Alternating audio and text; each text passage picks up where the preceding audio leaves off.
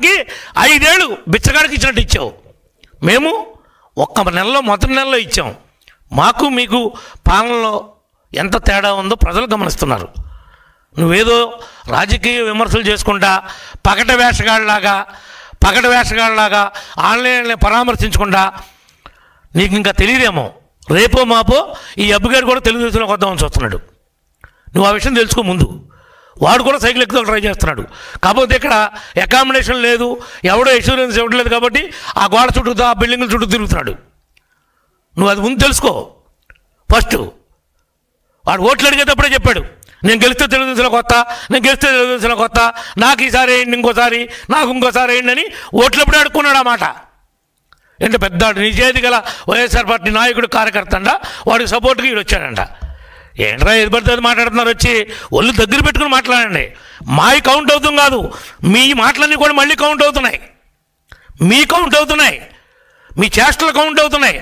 రపా కన్ను కొట్టాలి, రాత్రిపూట అయిపోయే పని అయిపోవాలి, తెల్లారిపాటు. కానీ నువ్వు మాట్లాడినటువంటి పెద్ద మనిషి నువ్వు అట్లా క్యాబినెట్ మినిస్టర్ చేసావో లేకపోతే పగటి వేషగాడిలాగా ఉన్నోడికి జగన్ మంత్రి ఇచ్చాడో నాకు అర్థం కావట్లా.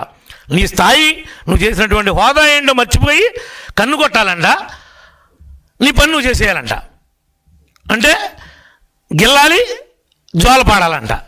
ఇండైరెక్ట్గా నువ్వు చెప్తుంది అదే కదా. అంటే రెచ్చగొట్టి విధ్వంసాన్ని సృష్టించమంటున్నావు, అరాచక శక్తుల్ని పేటలాగా ప్రోత్సహిస్తున్నావు.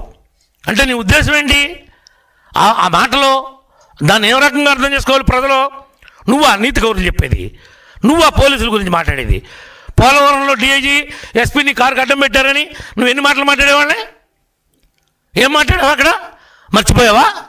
పెద్ద పోలీస్ అంటే కద్దరు బట్టలు కాదు, కాకి బట్టలు స్టిఫ్గా ఉంటాయి అవి.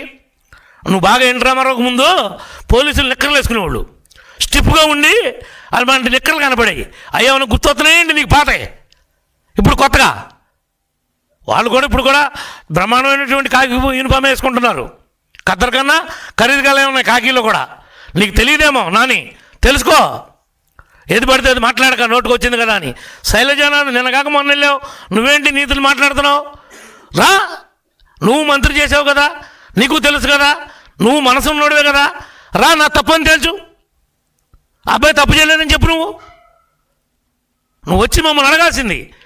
నువ్వే గెస్ట్ హౌస్లో కూర్చుని మాజీ మంత్రి హోదాలో కౌరు చేస్తే నేను గౌరవార్థం పెద్దడు కదా అని వచ్చేవాడిని, నీకు చెప్పేవాడిని జరిగింది. మా వివరణ కూడా అడిగితే మీ వాడు చేసిన ద్రోహం ఏంటో, వీడు ఎంత మోసకారో నీకు అర్థమయ్యేది. వాడు బాబు ఏం చేశాడో తెలుసా అసలు నీకు? వాడికి ఆస్తి ఎట్టు వచ్చిందో తెలుసా నీకు? ఎస్సీల ఆస్తి బ్యాంకుల్లో అప్పు తీసుకుని ఆ అప్పు కట్టికోకుండా దాన్ని ఆక్షన్ పెట్టించుకుని మీ పేరు కొట్టేపించుకుని నువ్వు కొట్టేసిన ఆస్తి కాదు అది. నీకు ఎక్కడి నుంచి వచ్చింది అది? వాళ్ళ ఆడపిల్లల ఆస్తుల్లోకి వెళ్ళేవాడినావు, వాళ్ళ ఆడపిల్లలది అది. వాళ్ళ దాంట్లో గంధం చెట్లు నరికారంట. వాళ్ళ బావగారిది అంటున్నావు, వాళ్ళ బావతో చెప్పించు. నిజంగా మా పార్టీ వాళ్ళు కానీ మేము కానీ ఆ చెట్లు నరికామని రాజకీయ ఆరోపణలు చేయగాని ఇలాంటి గడ్డి తినే ఆరోపణలు ఎందుకు? మేము నరికామని చెప్పించు. ఏంటోనంట బోర్లు ఫీజులు పీకారంట.